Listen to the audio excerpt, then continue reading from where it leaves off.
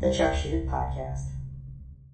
What are your thoughts on seed oils? Yeah, I mean, I think there again, I talk about fear mongering, and I don't think there's any more fear mongering around the concept of seed oils. You'll have some of these influencers believe that, like, if you eat your, vegetables that you grew in your own garden, cooked in canola oil, that it's going to strike you dead. I hear the word toxic thrown around. I hear the word poison thrown around. And I just think that's absolutely ridiculous. The current science does not support the idea that seed oils are inherently inflammatory. And I've done a big research project into this over the course of the last 2 years, which I'll be releasing closer to when the book comes out. But that's another example of, if the fear of not using the perfect cooking oil, which is like a fermented oil or an avocado oil or an extra virgin olive oil, which are all far more expensive in the grocery store, if the fear of not using the right oil is keeping you from cooking at home, to me, that you're missing the boat on this. And I think some of these influencers are doing far more harm than good to the collective of, we just want people to eat better and eat more whole foods. Cook with whatever oil is available to you and accessible to you.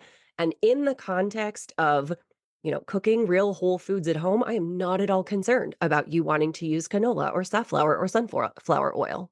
Yeah. Do you think, I mean, I feel like olive oil, I've never heard anybody say anything bad about that one. So that Yeah. one's probably safe, right? There's one thing that everybody agrees on, which is kind of miraculous, which is monounsaturated fats are heart healthy. No matter what your camp is, everybody kind of gets on board with this idea that monounsaturated fats are good for your heart and good for your health.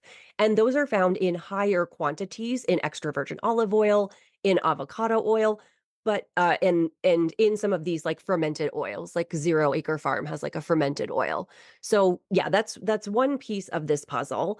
But you'll hear people argue back and forth about seed oils, about saturated fat, about the role of omega-6 to omega-3 fatty acids. And to me, you're sort of losing the forest through the trees. We want people to eat whole food, and we want people to cook at home as much as you can, like as much as reasonable, that fits into your lifestyle, that fits into your budget, that fits into your time access.